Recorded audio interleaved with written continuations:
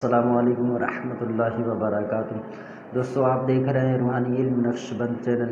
अगर आपने हमारे चैनल को अभी तक सब्सक्राइब नहीं किया तो सब्सक्राइब कर दें और बेल आइकन के बटन को प्रेस कर दें ताकि हमारी आने वाली वीडियो सबसे पहले आप तक पहुंच सके।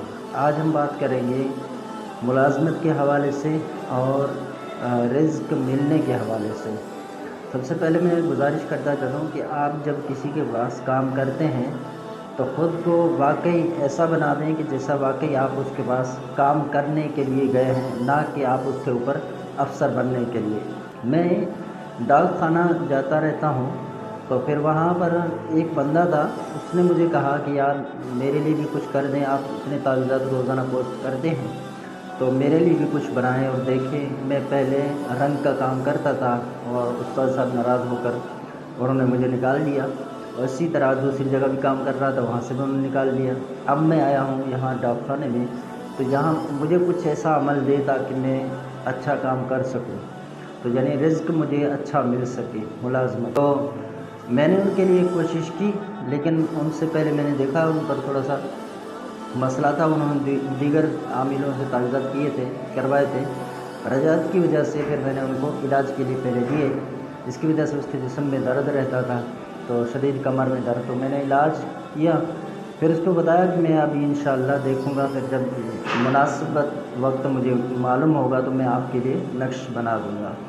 तो फिर जब इस बार यानी अगली मर्तबा जब मैं वहाँ पे गया तो फिर वो वहाँ पर बंदे सामान लेकर आए, तो मैंने उसको देखा उनके साथ बड़ी बदतमीज़ी के साथ पेश आ रहा है, उनको गालियाँ दे रहा है, कुछ बोल रहा होता है। तो फिर मैंने अंदाज़ा किया कि इसको मुलाजमत क्यों नहीं मिलता और ज़्यादा दिन इसको रखते क्यों नहीं हैं और नौकरी से इसको निकाल देते हैं। इसी तरह रंग वाले ने इसको क्यों निकाल दिया। तो इसके पीछे फिर मैंने जब हकीकत को देखा तो हकीकत दरअसल ये है कि अब उस बंदे को उसने गालियाँ दी और वो कह रहा है कि आप 5वें दिन सामान लाया करें हमारे पास, तीसरे दिन ना लाया करें। अब उस बंदे ने कहा, बेचारे ने, शरीफ नौजवान था वो सुजुकी वाला, तो उसने कहा भाई आप हमसे बात इस तरह नहीं कर सकते, जो ऊपर बैठे हुए हैं आप उनसे बात कर लें।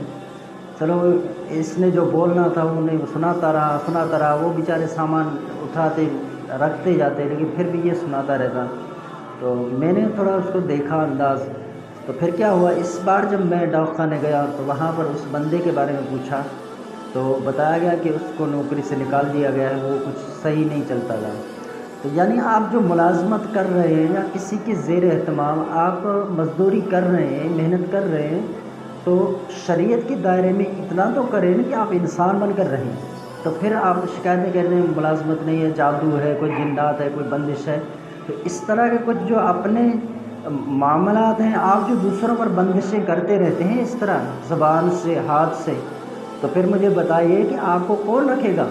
तो इस चीज़ का भी ख़ास हमें एहतियात करना चाहिए। इसी तरह घर में बाद लोग कहते हैं कि बीवी हमसे सही नहीं रहती, तो इसके मसाइल भी इसी तरह हैं कि आप उनके साथ सही अंदाजे से पेश आएँ, उनके जो मामलात हैं उनको देखें। भाई आपकी बीवी है, कोई नौकरानी नहीं है, तो जो शरीयत ने उसके हुकूक रखे हैं उनको पूरा करें। फिर अपने आप को भी बनाए, सजाएं। ऐसा ना हो कि आपका चेहरा, बाद लोग तो नस्वारी होते हैं, नस्वार लगा रहे होते हैं, जिनकी मूछें हैं वो मुंह में चली जा रहे होते हैं और कोई ढंग संग उठने का बैठने का तरीका नहीं है, नशा करते हैं, पता नहीं तरह तरह की छालियाँ वगैरह खा रहे होते हैं, गुटखा तो पान वगैरह।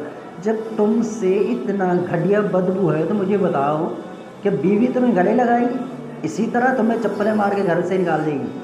तो आपने भी कुछ यानी कि अपना एहतियात करना है, अपना माहौल बनाना है। बीवी की ज़रूरियात हैं जो शरीयत ने उसके हुकूक रखे हैं उनको भी पूरा करें। भाई वो आपके कपड़े धोती है, आप सारे मामला कर दीजिए, आप कुछ तो ख्याल करें, आपके बच्चों को संभालती है। तो इस तरह यानी ना करें। मर्द हज़रात से गुजारिश है और औरतों से भी गुजारिश है कि आप भी मर्द का ख्याल रखें, जो शरीयत ने आपके ऊपर हुकूक लागू किए हैं उनको भी थोड़ा सा देख लिया करें। तो अब वो काम से बेचारा थका हुआ होता है, आप उसको बिला वजह सुनाती रहेंगे, तो इसमें आप ख़ुद को भी अपना किबला दुरुस्त कर लेना चाहिए। तो आज मुलाजमत के हवाले से मैं वजीफ़ा देने जा रहा हूँ, उसको नोट कर लीजिएगा। ये तमहीद थोड़ा बांधने का मकसद था ताकि लोग बस ये शुबा रखते हैं कि भाई जिन्नात हैं, बंदिश है, जादू है, तो ये है। ये अक्सर नहीं होते लेकिन होता है, ठीक है, करते हैं लोग, जो जलन रखने वाले होते हैं वो करते हैं, तो इससे इनकार नहीं है। अमल ये है कि इशा नमाज के बाद 100 مرتبہ یا رزاق کو کھلے آسمان کے نیچے آپ نے سر کھول کر پڑھنا ہے۔ خواتین ہو تو اس کو سر کھولنے کی اجازت نہیں ہے، ٹھیک ہے، وہ اپنا دوپٹہ پہنے رکھے گی، اور مرد ہو تو وہ ننگے سر آسمان کے نیچے کھڑا ہو کر یہ وظیفہ پڑھے گا۔ اب یا رزاق اس کے اعداد ہیں 308۔ اب دو آپشن ہیں، اتنا پڑھ سکے گا روزانہ کے اعتبار سے 100 مرتبہ تو 100 مرتبہ پڑھنے، اول آخر کوئی سا بھی درود شریف آپ ایک ایک مرتبہ پڑھ لیں، تو پھر کعبے کی طرف منہ کر کے جو ہے آپ نے کھڑے ہو کر پڑھنا ہے۔ پھر اگر یہ آسان ہے، اگر اس سے زیادہ مشکل کرنا چاہ رہے ہیں تو پھر 308 مرتبہ یا رزاق کو اسی طرح آپ نے پڑھنا ہے، اور پھر 100 نہیں پڑھنا، پھر روزانہ پڑھنا ہے۔ یہ آپ 21 دن کریں، اگر آپ کا کام ہو جائے تو صحیح ہے، نہیں تو 40 دن مکمل کر لیں، انشاءاللہ اچھا خاصا آپ کے رزق میں آمدنی بھی ہوگا، برکت بھی ہوگا، آپ دیکھیں گے خود اس کے تجربات۔ تو اسی طرح جو بیکار ہیں، جن کو ملازمت نہیں ملتا، وہ کھلے آسمان کے نیچے یا حیو یا قیوم، اس کے اعداد آپ کو اسکرین پر نظر آ رہے ہیں، تو اتنی مرتبہ آپ نے کھلے آسمان کے نیچے اسی طرح سر کھول کر آپ نے پڑھنا ہے۔ 21 دن کر لیں، 40 دن کر لیں، انشاءاللہ آپ کو ملازمت مل جائے گا، ٹھیک ہے۔ اول آخر اسی طرح درود شریف۔